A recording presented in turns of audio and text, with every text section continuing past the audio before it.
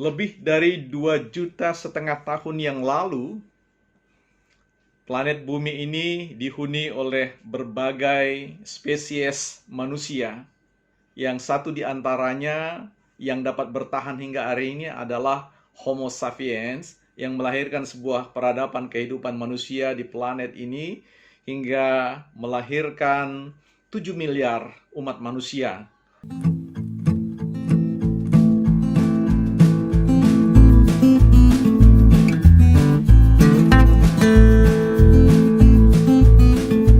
Nah, teman-teman, kita tahu bahwa Homo sapiens ini dipandang sebagai cikal bakal nenek moyang yang disebut sebagai manusia modern yang mengedepankan akal dan pikirannya dengan nilai-nilai tertentu, sehingga dengan kemampuan ini ya Homo sapiens dan keturunannya mampu survive dalam kehidupan ini hingga sekarang dan menghasilkan banyak sekali evolusi dan revolusi dalam berbagai macam bidang kehidupan yang kita nikmati sampai saat ini. Yang menjadi satu pertanyaan bagi kita adalah ketika Homo sapiens ini atau kita mampu melahirkan sebuah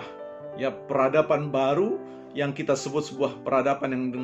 yang akrab dengan akronim ICTS, Information Communication and Technology, yang mengedepankan apa yang disebut dengan AI, Artificial Intelligence, yang menghadirkan banyak sekali proses-proses atau peralatan-peralatan vehicle robotik jadi perangkat-perangkat yang sifatnya adalah robot yang memungkinkan banyak sekali manusia dimudahkan dalam berbagai macam pekerjaan, bahkan dalam konteks tertentu menjadi sebuah tantangan apakah manusia disingkirkan dalam konteks menggantikan fungsi-fungsi manusia yang secara tradisional selama ini dilakoni. Juga menjadi sebuah pertanyaan yang menarik adalah untuk mengatakan apakah temuan-temuan evolusi yang dikembangkan itu pada akhirnya menjadikan tatanan robotik itu menggantikan bahkan melemahkan eksistensi kita sebagai manusia. Kita akan bahas pada kesempatan ini, Losing Identity in Social Media, kehilangan identitas diri di era sosial media. Nah, teman-teman, saya ingin mengutip salah satu berita atau terkait dengan perkembangan evolusi robotik terkait dengan Chatterbot. Chatterbot adalah satu pemrograman tentang program komputer percakapan yang dirilis oleh ilmuwan-ilmuwan di Korea Selatan, di mana mereka diinstal atau dipasangkan dalam konteks peradaban kehidupan komunikasi harian masyarakat di dunia ini, khususnya dalam studi-studi mereka, yang memungkinkan Chatterbot ini mampu mengenali percakapan-percakapan lebih dari 10 miliar percakapan yang mampu diakses, sehingga itu membentuk satu karakter komunikasi dari Chatterbot atau yang disebutkan atau dinamakan Lee Luda, Lee Luda, yang kemudian pada perkembangannya pemerintah setempat kemudian atau yang berwenang terkait dengan program Lee Luda atau Chatterbot ini kemudian menarik produk mereka dikarenakan ada masalah karakter yang terbentuk pada robot ini, pada program ini, dengan mampu mencoba untuk menangkap, menyerap semua jenis-jenis karakter perbincangan yang ada dalam sistem platform digital. Maka Chatterbot ini mampu untuk meniru, bahkan mengeluarkan kata-kata yang tidak etis, yang tidak bermoral, atau persis bagaimana realitas dari keberadaan sosial media yang ada, yang dipenuhi dengan berbagai macam hujatan-hujatan atau hate speech, kebencian, bully dan sebagainya. Ini menjadi sebuah pertanyaan bagi kita. Apakah dalam konteks seperti itu, peradaban kita manusia sekarang ini berada pada konteks sebuah ancaman, sekalipun Chatterbot Lee Luda itu ditarik dalam konteks program itu,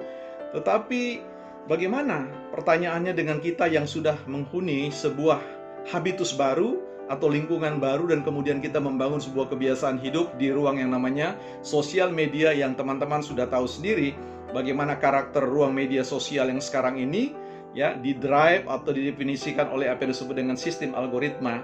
ya, di mana ya kita semua tahu bahwa ketika kita mengklik satu konten tertentu, maka algoritma membaca perilaku, pola-pola perilaku kita, sehingga dia akan menghadirkan jenis-jenis informasi yang sering kita klik. Nah, Anda bisa bayangkan kalau kemudian kita semua ya hanya mengakses konten-konten yang sifatnya dipenuhi dengan kebencian, dipenuhi dengan makian dan seterusnya, maka secara tidak kita sadari terjadi proses pembentukan karakter layaknya chatterbot tadi, Liluda, di mana pada akhirnya tanpa kita sadari kita mengakumulasi database atau diksi-diksi percakapan yang membahayakan masa depan kita atau karakter kita. Ini sama persis dengan ketika kita berbicara tentang apa yang disebut dengan iceberg, ya. Gunung es, fenomena gunung es. Mungkin kita tidak menyadari bahwa selama kita memanfaatkan waktu-waktu kita untuk mengakses sosial media, ya, tanpa disadari semua jenis percakapan-percakapan yang negatif itu terakumulasi di dalam sistem alam bawah sadar kita, sehingga sedikit demi sedikit membentuk fenomena gunung es yang memang kelihatan di puncaknya seolah-olah kita tidak terpengaruh, ya. Tetapi sesungguhnya terjadi suatu proses pembentukan yang luar biasa karakter negatif di dalam diri kita. Nah, kita bisa bayangkan bahwa sekarang ada istilah yang namanya 24/7, ya. Dalam 24 jam selama 7 minggu, ya, aktivasi komunikasi di ruang media sosial itu tidak berhenti. Tidak ada istilah yang namanya tidur, ya. Kita bisa bayangkan sebenarnya dalam konteks manajemen waktu, atau kita berbicara tentang pembagian hidup kita, ada pembagian yang dikenal dengan pembagian 8 jam selama 3 bagian besar, ya. 8 jam untuk istirahat, 8 jam untuk tidur, dan 8 jam untuk melakukan hal-hal yang produktif dan sebagainya. Artinya hanya tersisa 8 jam yang untuk waktu-waktu kita untuk melakukan hal-hal yang produktif. Tetapi nyaris bahwa dalam semua perolehan waktu itu, 24 itu, ya, kita mencuri waktu-waktu produktif kita pada saat kita bekerja, bahkan jam tidur kita pun juga terreduksi dengan sendirinya, dan jam-jam produktif yang lain, yang strategis yang lainnya, kita ambil alih untuk masuk terlibat dalam sebuah interaksi yang tidak pernah berkesudahan, yang tidak pernah berujung, atau biasa disebut dengan ruang yang tak berhingga, ruang yang tak bertepi, sehingga kita sesat di dalamnya. Nah, ini teman-teman menarik untuk kita merefleksikan atau mencoba menyadarkan diri kita untuk memanggil pulang bahwa kalau kita tidak mengendalikan tentang algoritma itu, maka dengan sendirinya kita akan terdefinisikan seperti chatterbot itu, seperti Liluda yang kemudian mengagetkan kita semua bahwa orang yang tadinya adalah orang yang baik, orang yang tadinya adalah orang yang toleran, tetapi tiba-tiba kita melihat orang itu berseberang jalan atau sangat radikal, sangat ekstrim, sangat menjadi pribadi yang membenci orang lain. Nah, teman-teman, berhati-hatilah ketika Anda masuk menghuni sebuah habitus baru, maka perhatikan baik-baik. Anda harus adalah orang yang memiliki power, memiliki kontrol untuk, ya, mengakses kemana, di mana, dan bagaimana kemudian bisa mengeluarkan diri dan membangun tembok batas perlindungan terkait dengan pembentukan karakter yang kita tidak sadari. Jadi kalau teman-teman bisa paham dengan apa yang saya sampaikan ini, maka teman-teman boleh,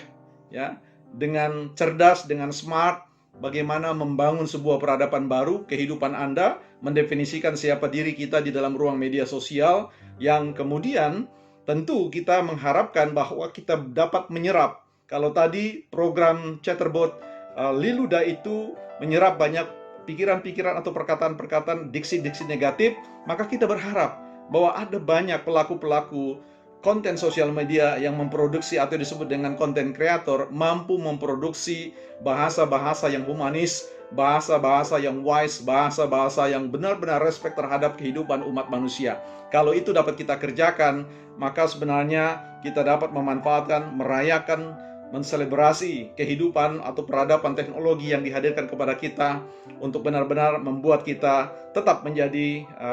orang yang dapat mengontrol teknologi dan bukan orang yang dikontrol oleh teknologi. Ya, demikian saya Bel Padatu, salam hebat dan salam trio.